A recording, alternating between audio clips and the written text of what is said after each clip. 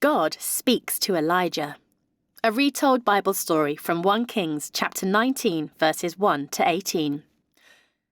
Elijah was on the run again. Yes, God had shown his power by sending fire on Mount Carmel, and yes, the prophets of Baal had all been killed.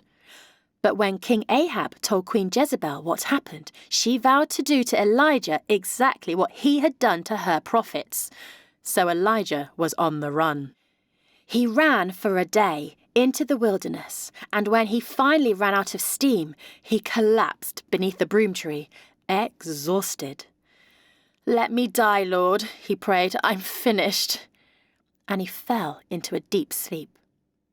But the Lord wasn't finished with Elijah.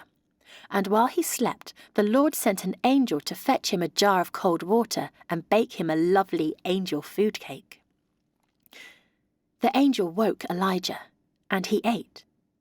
Then he slept, and ate again. And nourished by the angel cake, he walked for 40 days and nights and arrived at last at Horeb, the mountain of God. Elijah made a little home for himself in a cave on the mountain, and that's where God came to speak to him. "So, what are you doing here exactly?" God asked Elijah, no doubt surprised that the prophet was hiding, given the rather overwhelming victory that God had achieved on that other mountain. "I stood up for you," Elijah said, "but the people of Israel no longer want to call you God.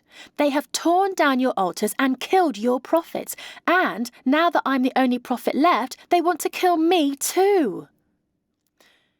"Go stand outside the cave," God said. "Go outside and meet me." So Elijah left the cave and stood on the mountainside and waited for God.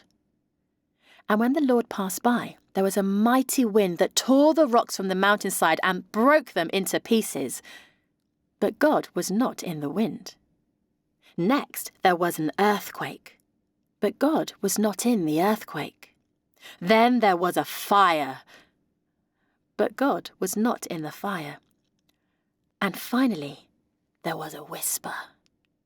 And that's when Elijah knew that he was in the presence of God.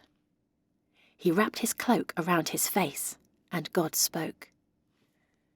"So what are you doing here, exactly?" God asked again. And again Elijah said, "I stood up for you, but the people of Israel no longer want to call you God.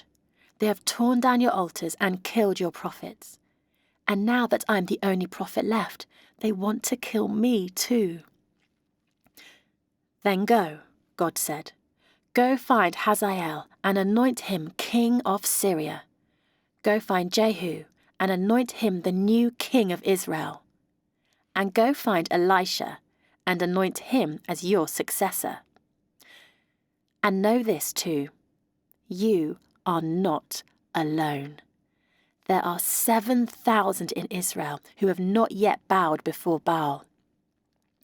So Elijah went from that place of wind and earthquake and fire with the whispering word of God in his ear, because Elijah wasn't finished yet, and God wasn't finished with Elijah.